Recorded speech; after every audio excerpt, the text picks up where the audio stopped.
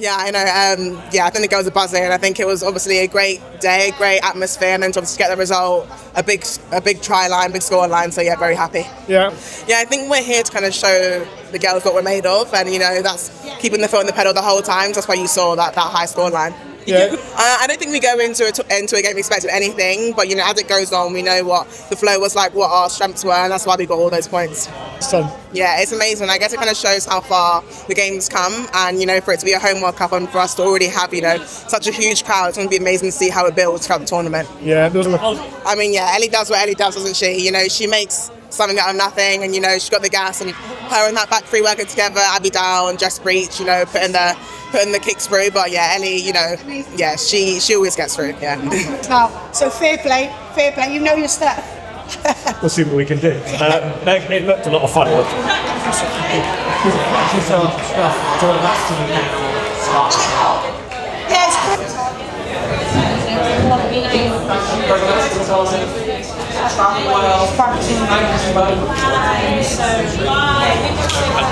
How was that for you? Yeah, it was amazing. It was a game definitely of two halves, I think. We found our way and, we fixed things coming into the second half. But what a game to kick off. Not just how we played, not just how USA played, but the crowd and the atmosphere was amazing. In the anthem, when, the crowd started singing with us, I kind of giggled to myself and I was like, wow, this is awesome. But at that point, you've got to soak it in. You've got to, stay focused and then just live it up. It was really cool to hear the crowd and to feel the crowd and the atmosphere, and it's going to keep on building. That's what I'm excited about. Yeah, me and Meg were saying we were playing this game on nonchalant at the start. It was a silly game where you just do little touches and stuff, and it definitely played its part when we went and did that. Absolutely, you take confidence from every game, you learn from every game, and now it's just on to the next one. What can we learn from this? How can we progress? We know Samoa is going to be a different opponent, and we're ready for it. I didn't have any expectations on the atmosphere. I think it's all chatter. The number of tickets I sold, it's just chatter at the end of the day. That's not what's going to win us the game. We obviously have expectations, and we trained hard in the past few weeks in the pre-season, so we almost had a standard and an expectation of ourselves that we would leave nothing on the field.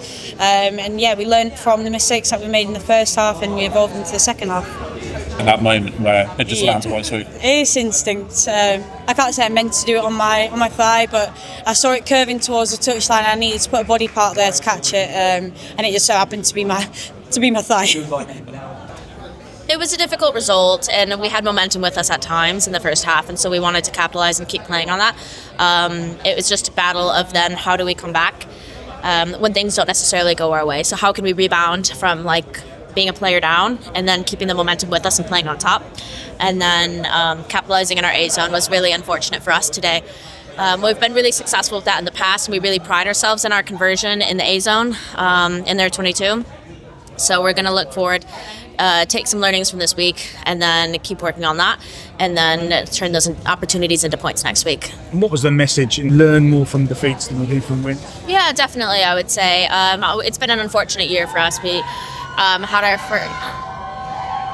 a big win against Fiji back in DC, which was really exciting for us, and so we really want to make sure that we are continuing that momentum and that mentality moving forward in games. We know that we aren't ranked as high as our opposition today, obviously, going up against the number ones in the world, and then playing against Australia next week, that we might have to be a little bit more of an underdog mentality. So we want to play a full 80 minutes, and it's just unfortunate that we haven't been able to get some good results. How do you feel, and how do you leave the match?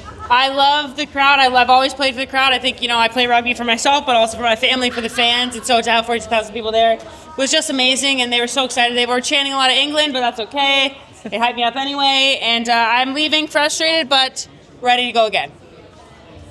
No, I loved it. Yeah, I'm disappointed.